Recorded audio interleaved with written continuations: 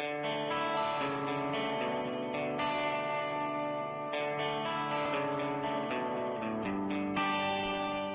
length reporting for investors who want the whole story. This is the Korelin Economics Report. Okay, welcome in. Chatting right now with Eric Coffin. You know, typically we devote the second hour of the show to the resource industry. I wanted to pick Eric's brain a little bit about what's going on right now in the Yukon territories. A lot of excitement coming out of there. A lot of action, so to speak, in the resource sector going on up there.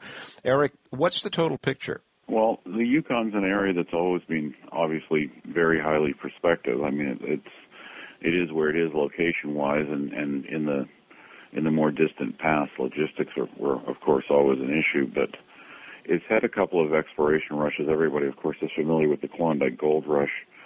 And there have been periods in the past where various companies have gone in and tried to basically find out where the heck did this placer gold come from.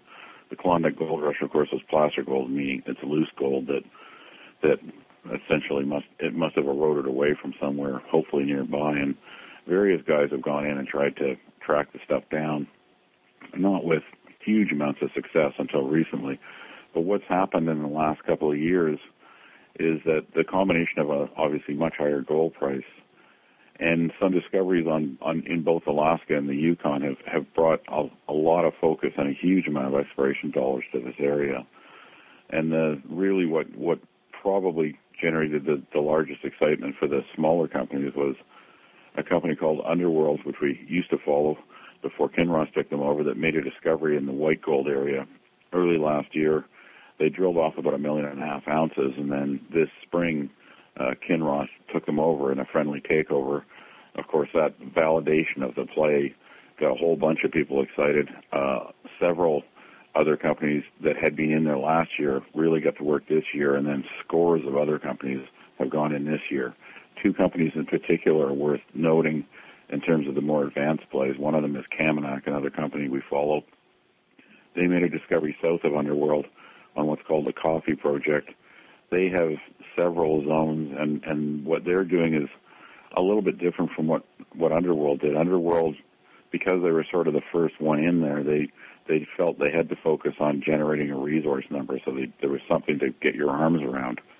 Kaminak, I think, is a little bit more concerned about somebody showing up too soon to take them over, and the direction they've taken is, we know we've got a bunch of these targets, let's just try to get some holes into each target, so we've sort of got some feel for what the scale might be. So far, at least, they haven't missed on any of these targets. They've all generated good holes, so the overall scale potential of this thing looks quite large. They won't have a resource number this year. They're not even going to try. They're mainly about finding out how many zones they really go at next year. Another company that made a discovery last year, which is not in the white gold area, it's to the north of it, close to the Alaska border, rather. It's a project called ROW that's owned by a company called Attack Resources, ATAC, and that's another one we follow. And Attack, and there's 3 or 4 companies in the same office.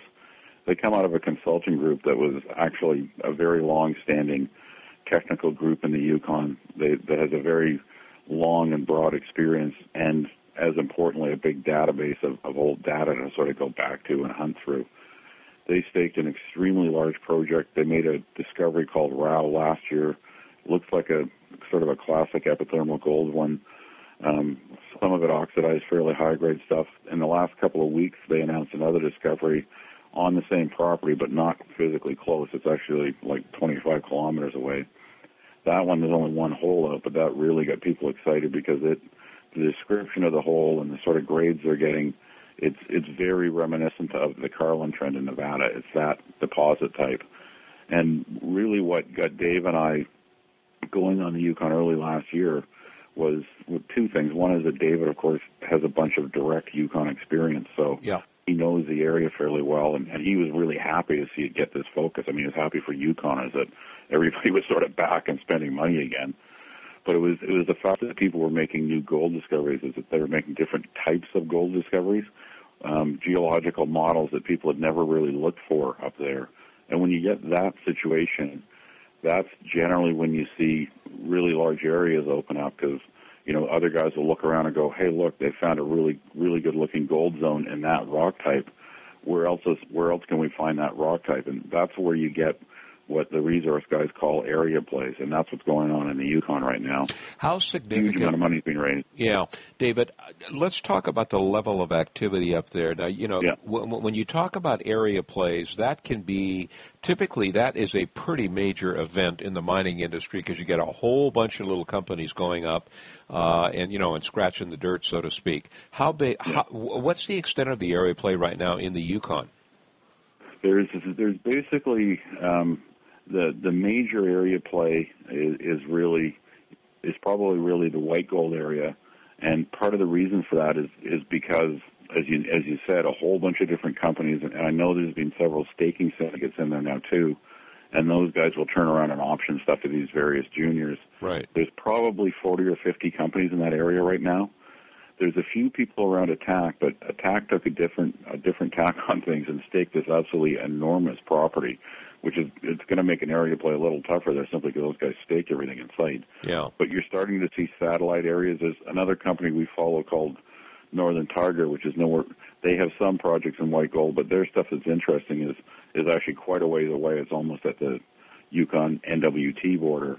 They've made a new high-grade discovery. So you're starting to see these satellite plays pop up, and it's been actually a long time since we've seen a geographic area play. There's been commodity plays like uranium, rare earths, that sort of stuff, but a true sort of geographic area play like the diamond play that happened in the Northwest Territories 15 years ago, or Voisey's Bay. Right. That's really the last couple of ones we saw. It's actually quite exciting for everybody to see one of these again.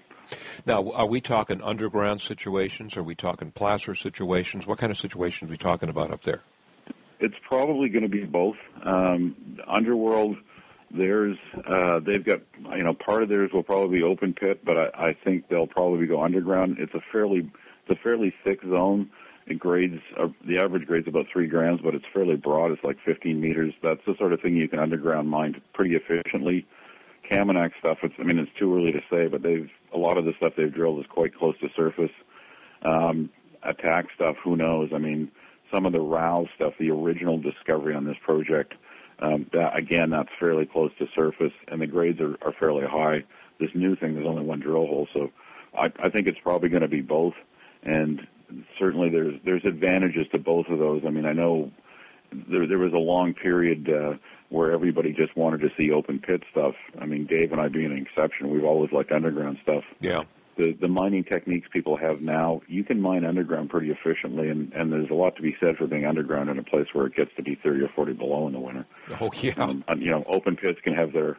And one other thing I'll mention about the Yukon that's sort of driving this, and we've talked about it a bit in the newsletter. I'm kind of putting a bit of a report together for subscribers, but one thing that is interesting about the Yukon that's different from most of Canada is there's actually a big chunk of the western side of the Yukon territories, including the white gold area, that wasn't glaciated during the last 3 or 4 ice ages.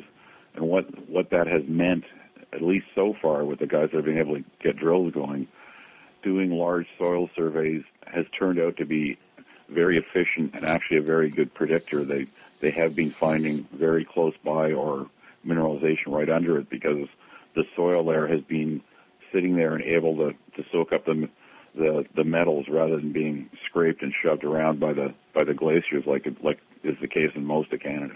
We have a really interesting situation right now. As Eric brought out, area plays are pretty exciting things in the resource industry, and one of the reasons that this particular one could be particularly of interest to investors is we are in a really, really strong precious metals market right now. Gold and silver are both at very, very high levels right now. The general consensus is that those prices are not going to drop. If that's the case, the values of some of these exploration companies and development stage companies that are working in the Yukon could absolutely skyrocket. I want to suggest if you want more information on this or really on almost anything concerning the resource industry, click on David and Eric's picture which accompanies this interview. That'll direct you to their website, and you get all of the information you want on what these very, very bright and competent guys do. Big Al's going to be right back.